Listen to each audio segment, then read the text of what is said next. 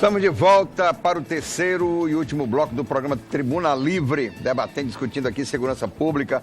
Dr. Emilson Faria, secretário de Segurança, procurador-geral do Ministério Público, o Dr. Oswaldo, e também o Dr. Bernardo, que é do GAECO. A palavra com o Dr. Oswaldo aí, que o Osmi tinha distraído um pouquinho, o senhor lembrou.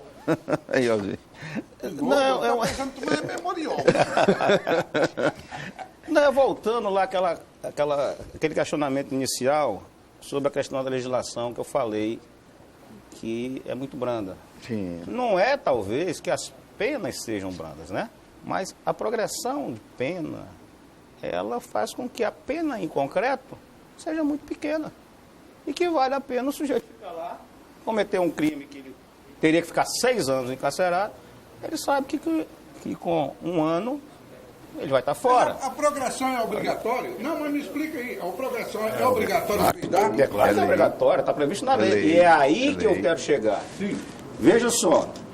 O abrandamento deveria ser meritório, se o elemento merecesse. Então, o laudo criminológico. Isso, pronto. Nós lutamos aqui 2 anos, vou falar num caso concreto, 2 anos, para a realização de um laudo criminológico que antigamente era obrigatório, agora não é mais. Daí esses dados que eu falei iniciais, de as pessoas não serem avaliadas da sua, corretamente, se estão aptas ou não a voltar ao convívio social. E é isso que eu defendo. Não existe mais esse laudo, não? Existe, mas não é obrigatório. Não é obrigatório. Então, foi citado aqui, o Ministério Público do Acre foi muito criticado, porque insistiu, entramos inclusive com mandato de segurança para a realização desse laudo, de um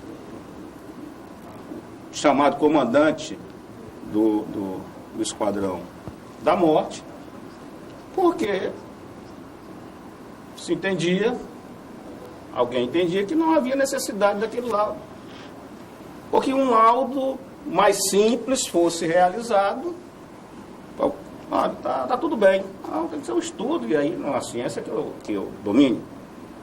Então, como é que você não tem, para a liberação de um criminoso, a realização obrigatória de um laudo criminológico por especialistas da área, que venham a te trazer a real situação do indivíduo? A lei prevê a progressão. Você não pode. Está na lei. E aí, a polícia sofre muito. E muitos policiais se revoltam. E a população, ela entende como? A polícia prende, mas a justiça solta. A polícia prende, mas a justiça solta. Faz uma pergunta objetiva aqui. Agora, a justiça não solta simplesmente porque quer soltar. Ela solta porque ela tem que cumprir um mandamento legal de uma legislação vigente no Brasil. Uma legislação penal que, na sua grande maioria, é de que década? 40. Eu tenho uma pergunta para fazer ao secretário. Permita-me. Vocês são favoráveis a muitas críticas e vocês são favoráveis à audiência de custódia? Sob a ótica do policial.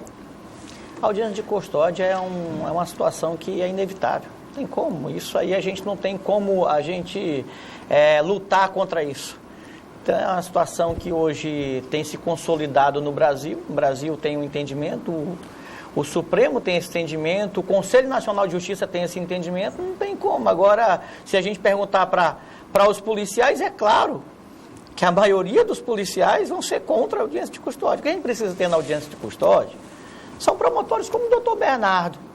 São juízes que têm a sensibilidade para tratar com um caso concreto e ter compreensão da realidade do contexto que vive o seu Estado. É o contexto. Você não pode tirar um retrato, uma fotografia de um caso que está ali e descontextualizar da realidade. Então, precisa ter o contexto. Que foi o furto de uma bicicleta, que foi o furto do celular. Olha, tem situações... Tem como vou trazer uma situação aqui... muito mais grave lá tem atrás. situações, Osmi, em que muito se diz assim, existe uma fragilidade da investigação policial. É claro que algumas situações vai ter. Nós estamos lá acompanhando determinada situação. entre a gente esperar para matar ou esperar atear fogo, nós vamos nos antecipar e tirar aquela pessoa de circulação. Aquela é a prova que a gente conseguiu. Nós vamos conseguir ali levar o que é possível. Agora, quando nós temos um promotor que está contextualizado e um juiz que está contextualizado, as coisas fluem com maior tranquilidade. Agora, E tem uma infraestrutura de informação a subsidiar as suas decisões. mas No contexto eu falo disso, né? O contexto é esse. Meu secretário e procurador, a audiência de custódia, ela foi feita para evitar também a inchação das cadeias brasileiras que não suportam mais. Tem um lugar que é para colocar 500 pessoas, tem 2.000, né? Que isso aí não é culpa do Estado, da política do Estado, né? Por isso que o Estado aceitou de pronto que o governo federal construa os presídios. Sim. Porque é um detalhe, eu preferia que eles se preocupassem em fazer escolas. Eu não acho que o Sim, problema claro, seja claro. o Instituto da Audiência de Custódia. Eu acho que o problema está nas inúmeras facilidades da lei. A pessoa chega lá, né, é flagranteado, é preso, muitas vezes confesso, né, de crimes graves, mas aí é aquela questão, a primeira vez, ou às vezes a segunda, ou a terceira, né? E vamos colocar em uma medida cautelar ou uma medida outra. Não, a medida cautelar não é boa, não? Mas Diversa diversa a restritiva de liberdade. diversa da prisão. Agora nós não temos dinheiro nem para comprar essas tornozeleiras no Brasil suficientes, Doutores, não é verdade? doutores, eu vou fazer uma pergunta. No Acre aqui. nós não temos problema. Nós estamos com a questão de tornozeleira. Mas você viu aquele caso, permite-me, aquele caso que ocorreu lá, que até entraram com ação, era para dar com preso, mas teve um desse da Lava Jato especial Sim. que entregaram, aí essa brincadeira. O Gedel Vieira Lima Pô, Gedel, teve que ir tá para a falando do Bahia Gedel. sem tornozeleira porque não tinha no estado de... Não, mas, doutor Aí Oswaldo, é que precisa doutor Oswaldo, priorizar o investimento. nós fizemos uma Constituição, doutor Oswaldo, que eu participei da sua elaboração, mas eu confesso que eu só assinei aquela Constituição para não ser acusado de petista na época, né? Porque alguns petistas não assinaram, porque a nossa Constituição, o Roberto Campos dizia que era uma carta de boas intenções, bem elaborada, muito humana, mas Socialista. muito impraticável. Que eu quero falar aqui de um assunto que está na moda hoje. É a prisão em segunda instância. No artigo 5º, artigo 5º todinho, o doutor Bernardo deve saber que isso foi chamado de causa pétrea. Com isso queria dizer que nem os 513 deputados federais juntos, mais os 81 senadores juntos, mais os 11 ministros do Supremo juntos, se todos quisessem, não podíamos modificar nenhum capítulo daquele artigo. A não ser com outra Constituição. Só outra Constituição. Aí, no seu artigo 5º, inciso 57, está ipsilitris assim anunciado. Ninguém será considerado culpado até o trânsito em julgado da ação penal condenatória. Não remete para aprovação de lei, não tem nenhum questionamento. Aí, há 3 anos atrás, o Supremo interpretou por 6-5 que podia ter a prisão em segunda instância. O Supremo errou. O Supremo não pode mexer numa causa pétrea da Constituição. Não é a primeira vez que ele faz isso. Mas sabe o que é que eu acho Dá interessante? licença, não, deu concluído. Agora, de novo, porque o Gilmar Mendes, porque está brigando com o Janot, porque não gosta do Sérgio Moro nem da Delanol, aí estão querendo mexer nisso, e o Gilmar Mendes, que tinha votado pró-prisão, agora é pró-soltura. E, por acaso, já mandou soltar 2 condenados Barato. Em segunda instância. em segunda instância. Sim, O senhor é favorável à prisão em segunda instância ou o senhor é contra? De antemão, eu já vou dizer que eu, particularmente, sou contra. Eu sou favorável. Agora, eu só quero contextualizar, né? Durante, eu acho que mais de 10 anos, após a promulgação da Constituição de 88, o Supremo Tribunal Federal, né, entendeu... Mas o Supremo não pode entender. O Supremo Tribunal não pode mudar a Constituição. O Supremo Tribunal Federal era no sentido de que, havendo condenação em segunda instância, era suficiente, né, para o encarceramento daquela pessoa. Né? Posteriormente, nós tivemos uma mudança de composição e uma mudança de entendimento. O entendimento no sentido de que teria que se esperar, inclusive, as instâncias extraordinárias, cujo o nome já está falando, é uma situação absolutamente excepcional. Deveria ser, né, uma situação absolutamente excepcional o acesso aos tribunais superiores, STJ e o STF. Né? Recentemente, se retornou ao entendimento, né, que, a meu sentir, né, é absolutamente coerente com aquilo que se esperava e que se espera, né, da nossa justiça. Né? Quem é que tem acesso hoje aos tribunais superiores? Né? Quem hoje tem acesso aos tribunais superiores? Sim, mas o que quer dizer isso? Hoje quem tem acesso aos tribunais superiores, né, são pouquíssimas pessoas. Sim, aí por isso você viola a Constituição. Não, eu entendo eu estou junto com o entendimento atual do STF. Não, doutor, deixa eu completar minha pergunta. Doutor Oswaldo, eu quero ouvir o doutor Oswaldo também. Eu também, mas deixa eu completar minha pergunta. Doutor, nos Estados Unidos, a prisão se dá na condenação na primeira instância. Claro, e aqui também. E eu não vejo nada. A minha pergunta não é essa. Eu sou favorável, eu pessoalmente acho, a lógica recomenda que um condenado de segunda instância vá para a prisão. Mas eu estou dizendo que o Supremo está violando a nossa Constituição. Só para complementar. A medida que torna obrigatório, isso eu acho um absurdo. A medida que, uma prisão ela pode ser na condenação de primeira instância. Claro, é a prisão. pode ser na primeira. Ou na segunda, não tem problema. É só haver a justificativa em qualquer momento. Agora, o que não pode, e é o que dá a entender para alguns juízes, é a obrigatoriedade de prender porque foi julgado em segunda instância. Esse é equivocado. Não há. É só hoje que o Supremo acha que a Constituição é o que ele diz que é. Não. Não é. Mas ele a Constituição Supremo. Não é. A Constituição é o que está escrito. E eles são tão vaidosos, os ministros, secretário, que eles vão buscar na hermenêutica razões quando eles poderiam consultar. A Constituição brasileira de 88, ela foi elaborada a partir do nada. Queriam apresentar um anteprojeto que ninguém aceitou. Então, cada vírgula lá tem o autor. E uma justificativa.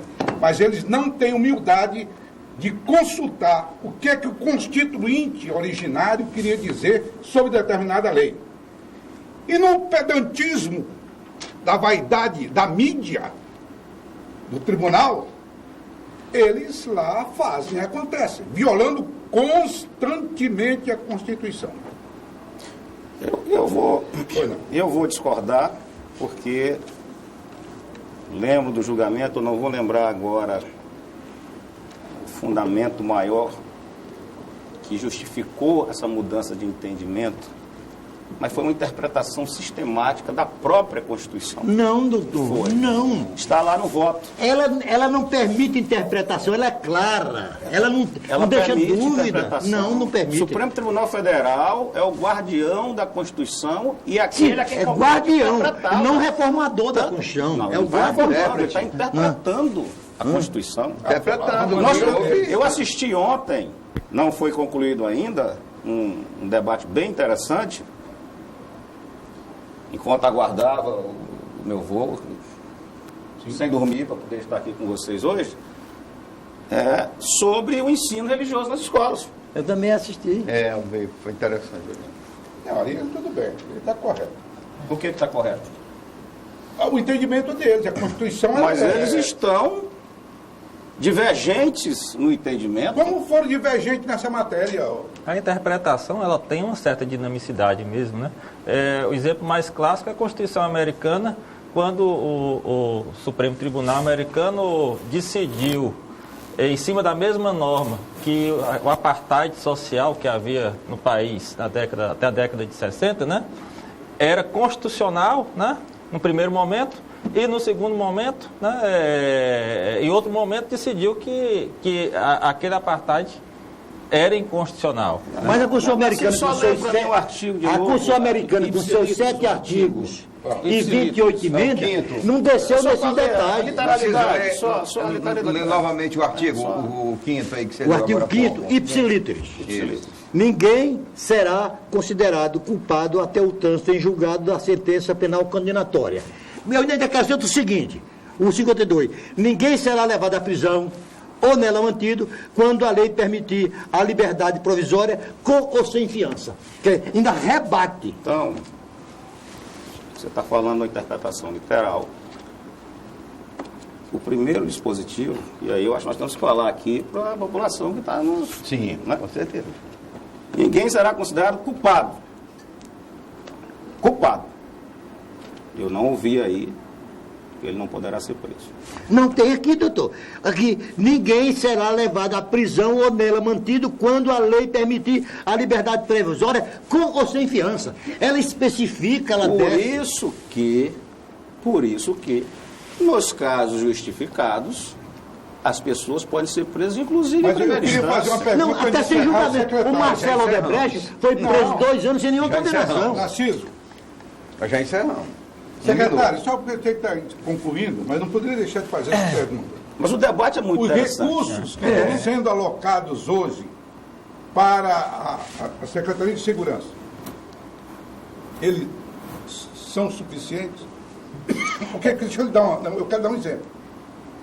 Eu li também no jornal que alguns comerciantes lá da Via Chico Mendes estariam fazendo uma proposta ao Estado no sentido de abastecer os carros da polícia e, para mim, uma questão até esdrúxula, e ser ressarcido do ICMS por esses gastos.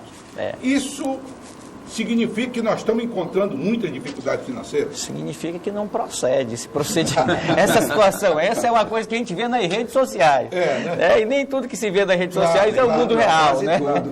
Então isso não procede, é completamente esdrúxulo. Isso é a obrigação do Estado. O Estado não vai faltar com gasolina em nenhum lugar. O que nós temos que ver é para onde que nós caminhamos num processo civilizatório. Até onde a iniciativa privada vai ficar distante desse debate da segurança pública. Nós estamos discutindo já lá, por exemplo, no Distrito Industrial. No Distrito Industrial nós estamos fortalecendo operações policiais e nós já estamos conversando com vários empresários que estão colocando algumas câmeras lá, numa parceria público-privada. Isso é perfeitamente razoável. Está ocorrendo lá em Cruzeiro do Sul, nós já estamos tratando lá em Taracá, e isso nós temos que avançar. No nosso condomínio nós temos que avançar. Imagina se uma Johnson & Johnson, a Volkswagen, outras empresas do Brasil afora, não vão ter sua segurança. Eu não posso tirar um policial lá do Taquari, eu não posso tirar um policial lá do Calafate para ficar na frente de uma empresa. E pode. Lá no do IP, eu e mesmo... ressaltando, viu, doutor? Secretário, e nessa questão de câmeras, por exemplo, o Ministério Público tem colaborado muito. Sim, claro. Para o Judiciário, o Ministério Público. Viu, doutor? Eu quero aqui chamar a atenção. Narciso, vamos encerrar, Narciso. O senhor vai já ficar responsabilizado? Dada a fama de milionário do Osmi. Osmi viu? E eu moro no condomínio. Então dá segurança lá pra gente. Tá? Ele que vai ser o xerife dessa situação aí. Rapaz, você esqueceu. Não, você é culpado de ter esquecido de perguntar ao secretário. Você disse que ia perguntar sobre a questão da candidatura dele ao governo. Márcio, me dá um minuto. A sua candidatura ao governo, como é que está aí? Minha pré-candidatura. Minha pré-candidatura é uma pré-candidatura tranquila, ética, do PDT, que colocou um nome, teve o Carlos Lupe aqui.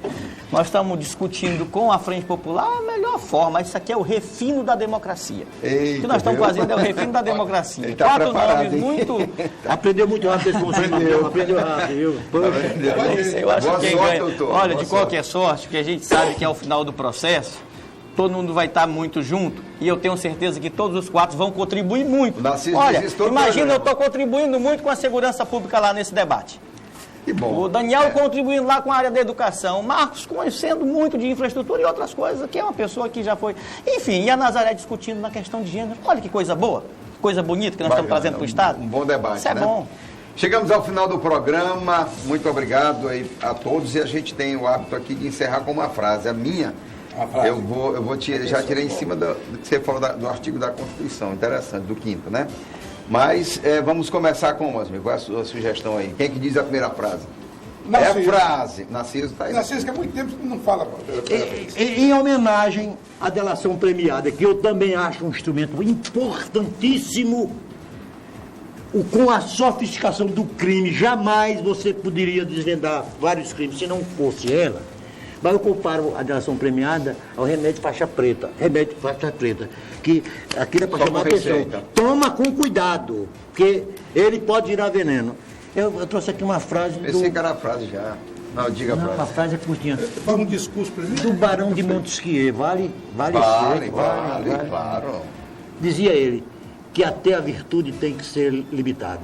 Ele aprendeu com Jesus Cristo. Até a virtude tem que ser limitada. Vamos deixar os convidados por último. Sim, Faço ok, segundo, tá bom. A minha frase não sei de quem é, não. Tá no para-choque do caminhão. A única arma capaz de combater a violência é a inteligência. Isso daí é fã. Doutor Oswaldo, a sua? A gente fala assim e encerra aqui. Todo excesso é prejudicial. Ótimo. A vossa moderação seja conhecida de todos os homens. Também é bíblica, do Montesquieu. Já disse a todos. A minha não, vou dizer agora. Rapaz, a sua, vocês doutor? estão muito chique. A minha eu vou resumir o seguinte. Tamo junto. Que é integração, né? Integração, hein? Bom, eu acho que nós vivemos um momento de turbulência em todos os aspectos desse país e que a gente tem muito proselitismo e muita prática e muita falta de prática. E o Napoleão dizia assim, que a gente precisa, nos tempos de crise, olhar para a estrela polar, que é a lei. E aí ele dizia também o seguinte, as palavras induzem e o exemplo arrasta. A gente precisa ser capaz de dar exemplo. Muito bom. E aqui, essa aqui vai para a Constituição. A cláusula pétrea da Constituição. A única coisa permanente em tudo, na vida, em tudo, é a mudança. Heráclito. Heráclito de Éfeso, é a mudança, é aquela história do rio que ninguém toma banho dele 2 vezes. Muito obrigado pela audiência, tenham uma boa noite. Ficamos por aqui, muito obrigado, doutor Oswaldo, doutor Bernardo, secretário, muito obrigado, Osmir, Narciso.